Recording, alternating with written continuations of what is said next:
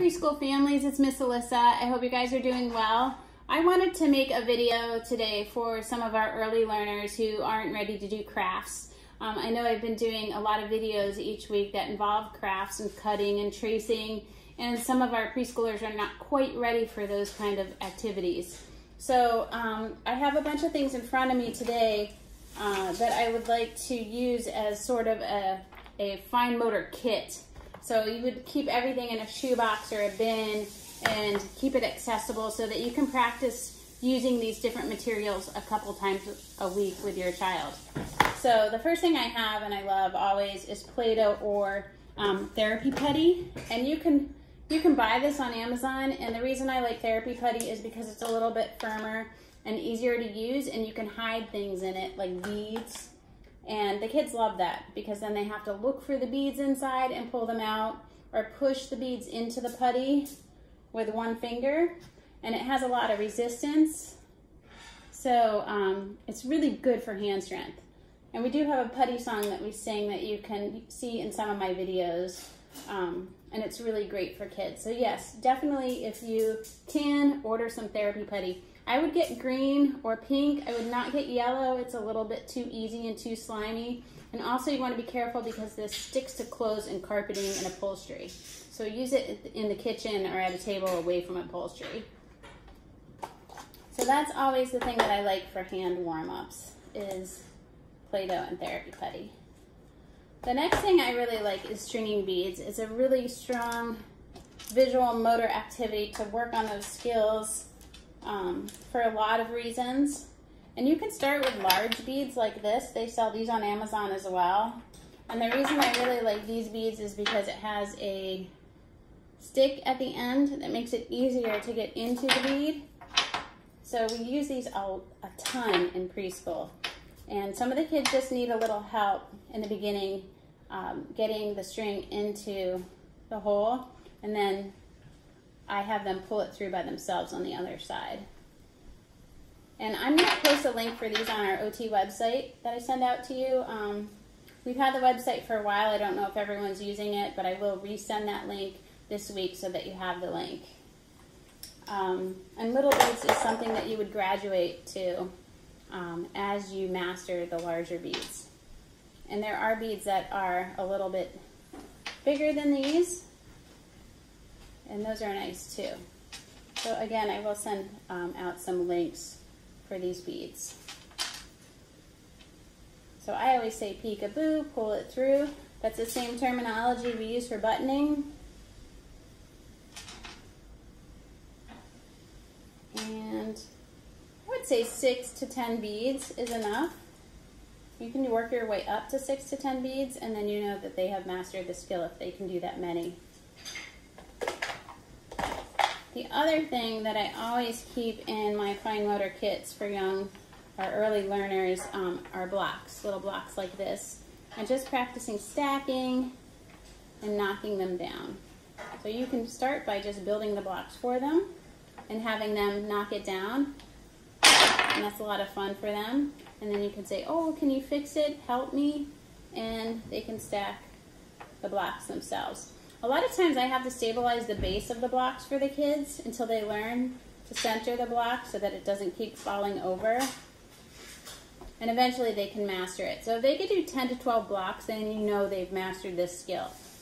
And once they learn to stack, you want to learn block formations.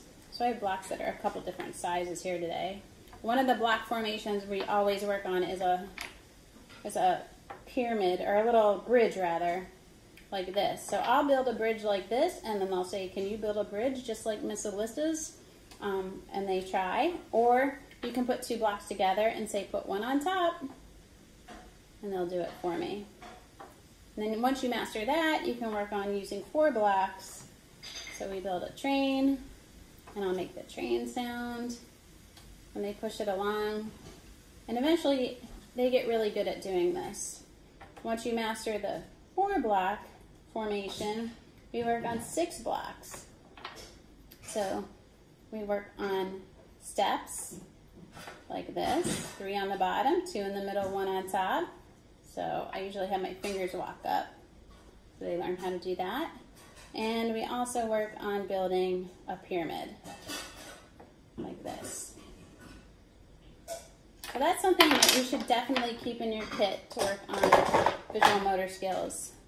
I also have pop beads. These are great for really young kids or kids who are just starting out with their visual motor skills. This is great because it's bilateral integration. They need to use two hands together to pull an object apart or put it together, and they're also utilizing strength by grasping and pushing or pulling.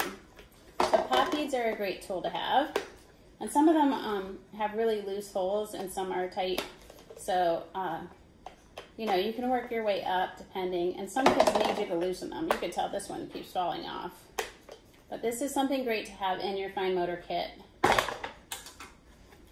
The other thing I love is just taking a Tupperware container and cross-cutting the top and getting some pom-poms from a craft store and having the kids push them into the container. And this works on finger isolation, so pointing, we need that to use an iPad or a phone. We need it to make a choice in speech therapy. We need it for a lot of things. For reading, pointing to pictures. So I always encourage finger isolation, and this is a great activity for that. Also in our kit, I have flashcards that I made. I would recommend if you have a laminator at home or at work that you laminate some shapes, and then they can use a dry erase marker to write on them and wipe it off. But some of the shapes that I really want the kids to work on, initially they have to learn a line down. So you can have this flashcard and you can have them trace it with their finger. They can line Cheerios up on the line down. They can write on top of it and trace it in a lot of different colored markers or crayons. But you really want them to master this line first, and also a line across. And if you have to, you can make those two dots and have them connect the line. So I see a lot of families are jumping right into letters and shapes, but really these are the fundamentals. So kids really need to have these two shapes down, or these directional lines down, before they start to learn to draw shapes. The next thing we really learn how to do is draw a circle. So same thing, you can have them trace it with their finger, line pieces of paper up around the circle and glue them, trace it in different colored markers, and also label it. And what I like to do sometimes is just put a little dot at the top of the circle, or a green or red dot, so they know that a circle has to have a definite beginning and end point. A lot of kids just scribble around and around and around. So you really want to emphasize around and stop. So next, we work on crossing two lines or intersecting two lines. And this is a really difficult skill for a lot of kids. So it's a line down and a line across. So a lot of kids can get the line down, but when they draw the line across, they don't cross the visual midline. So they'll draw a line halfway, switch hands, and draw it like that. And they never really intersect the two lines. So you really want to practice that skill. And it's a good visual tracking skill and a hand preference skill, tracking left to right. So again, tracing it with your finger, different colored markers, dry erase, any way you can do it. You can even do it on a little sugar or flour in a cookie tray. And lastly, we work on diagonals in both directions, so you want to add that to your flashcard collection. And again, use these before you start working on other shapes or letters, because these are really important for pre-writing. And lastly, I always keep a pair of scissors, kid scissors, in the fine motor kit, and some skinny strips of paper that you can make out of construction paper, and have the kids practice snipping.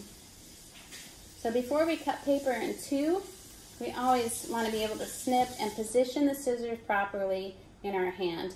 So you want to make sure the thumb is in the little hole and the rest of the fingers are in the big hole, and snip.